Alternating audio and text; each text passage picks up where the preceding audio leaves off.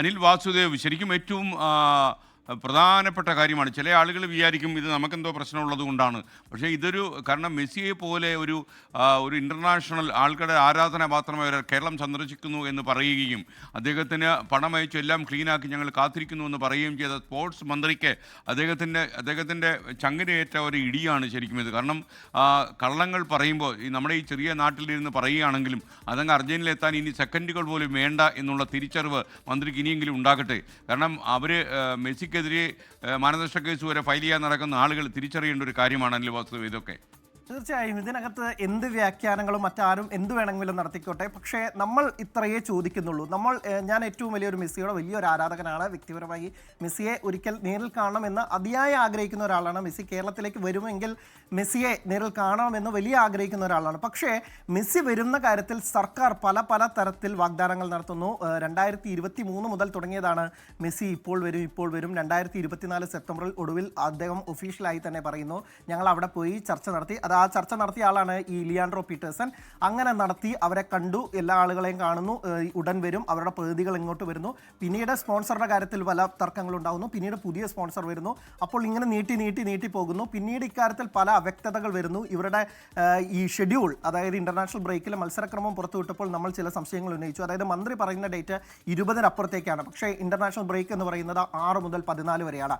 FIFA ഇക്കാര്യം നിശ്ചയിക്കുന്നത് 1 വർഷം മുമ്പോ 1.5 വർഷം മുമ്പോ ആണ്. അപ്പോൾ തന്നെ ഈ ചില അവ്യക്തതകൾ ഉണ്ടോ എന്ന് ചൂണ്ടിക്കാണിക്കുമ്പോൾ നമുക്കിത് എന്തോ പ്രശ്നമുണ്ട് എന്ന് പറയുന്നു, ഇല്ലെങ്കിൽ നമുക്ക് ചില താല്പര്യങ്ങളുണ്ട്. ഇത് അങ്ങനെയല്ല. തീർച്ചയായും വ്യക്തിപരമായി എൻ്റെ ഒരു കാര്യത്തിൽ കൂടി എടുത്തു പറയുകയാണെങ്കിൽ ഇത് കായിക കേരളത്തോട് എന്തിനാണ് ഈ കള്ളം പറയുന്നതെങ്കിൽ മെസ്സിയെ കാത്തിരിക്കുന്ന, മെസ്സിയെ ഒരിക്കലെങ്കിലും നേരിൽ കാണാൻ ആഗ്രഹിക്കുന്നവരോട് എന്തിനാണ് ഈ കള്ളം പറയുന്നത്, എന്തിനാണ് ഈ ഒളിച്ചു കളി നടത്തുന്നത് എന്ന തരത്തിലാണ് മന്ത്രി ഉത്തരം പറയേണ്ടത്. അദ്ദേഹം കഴിഞ്ഞ ദിവസം നമ്മുടെ പ്രതിനിധി ചോദിക്കുമ്പോഴൊക്കെ തന്നെ തട്ടിക്കയറുകയായിരുന്നു. നിങ്ങളോട് ആര് ചോദിച്ചു, നിങ്ങളോട് ആര് പറഞ്ഞു, നീ ആരാണോ, കോടതിയാണോ എന്നൊക്കെ തരത്തിൽ വലിയ രീതിയിൽ അധിക്ഷേപ വാക്കുകളിലേക്ക് അടക്കം പോയിട്ടാണ് മന്ത്രി സംസാരിക്കുന്നത്. മന്ത്രിക്ക് ഇക്കാര്യത്തിൽ ഒരു ക്ലിയർ കട്ടായി ഉത്തരമുണ്ടെങ്കിൽ, മന്ത്രിക്ക് ഒന്നും ഒളിക്കാനില്ലെങ്കിൽ അദ്ദേഹം ഇക്കാര്യം വ്യക്തമായി പറയുകയല്ലേ വേണ്ടത്. നമ്മളോടാണെങ്കിലും ഇല്ലെങ്കിൽ കായിക കേരളത്തോടും ഇല്ലെങ്കിൽ ഈ നാട്ടിലെ ജനങ്ങളോട് ഓരോരുത്തരോടും. മെസ്സി വരേണ്ടത് അനിവാര്യതയാണോ എന്ന് ചോദിച്ചാൽ അല്ല. പക്ഷേ മെസ്സിയെ കൊണ്ടുവരാമെന്ന് പറഞ്ഞു പറ്റിച്ചത് ഇവരാണ് എന്ന കാര്യത്തിൽ ഒരു തർക്കവും വേണ്ട.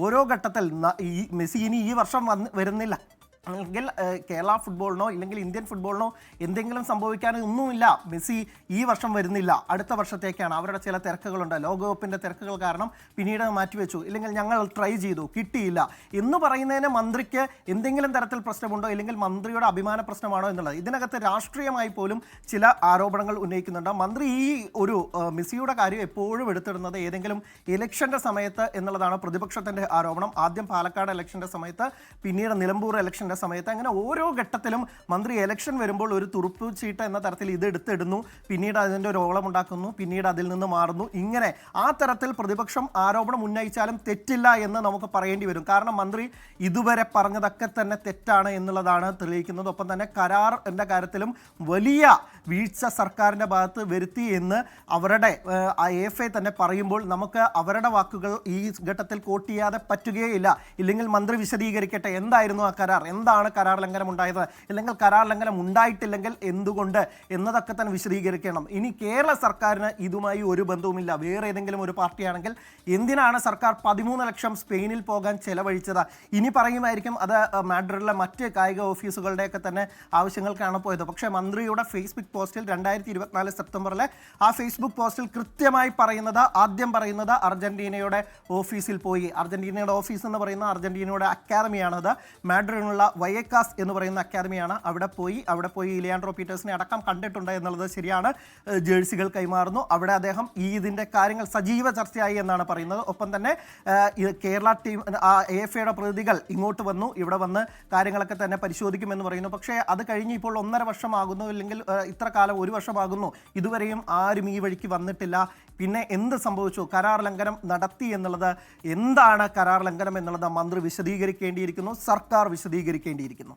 ഓക്കെ, അനിൽ വാസുദേവാണ് വിവരങ്ങൾ നൽകിയത്. ഏറ്റവും പ്രധാനപ്പെട്ട ഒരു വാർത്തയാണ് മെസ്സിയുടെ സന്ദർശനവുമായി ബന്ധപ്പെട്ട് ഇപ്പോൾ വരുന്നത്. അർജന്റീന ടീമിൻ്റെ കേരള സന്ദർശനത്തിൽ സംസ്ഥാന കായിക മന്ത്രിക്കെതിരെ അർജന്റീന സംസാരിക്കുന്നു. കരാർ ലംഘനം നടത്തിയത് കേരള സർക്കാരെന്ന് അർജന്റീന ഫുട്ബോൾ അസോസിയേഷൻ പറയുന്നു. സർക്കാർ കരാർ വ്യവസ്ഥകൾ പൂർത്തീകരിച്ചില്ല, കരാർ ലംഘിച്ചത് കേരള സർക്കാരാണെന്ന് അർജന്റീന ഫുട്ബോൾ അസോസിയേഷന്റെ chief marketing and commercial head Leandro Peterson WhatsApp സന്ദേശം അയച്ചിരിക്കുന്നു. എന്തായാലും മന്ത്രിക്ക് ഇക്കാര്യത്തിൽ മറുപടി പറയേണ്ട ബാധ്യത വരുമെന്ന കാര്യത്തിൽ സംശയമില്ല. ലോകത്തെവിടെയായാലും ഏത് സമയത്തും 24 വാർത്തകളും ഓഗ്മെന്റഡ് റിയാലിറ്റി പാക്കേജുകളും എക്സ്പ്ലെയിനറുകളും വിശദമായി കാണാൻ ഞങ്ങളുടെ യൂട്യൂബ് ചാനൽ നിങ്ങൾക്ക് സബ്സ്ക്രൈബ് ചെയ്യാം.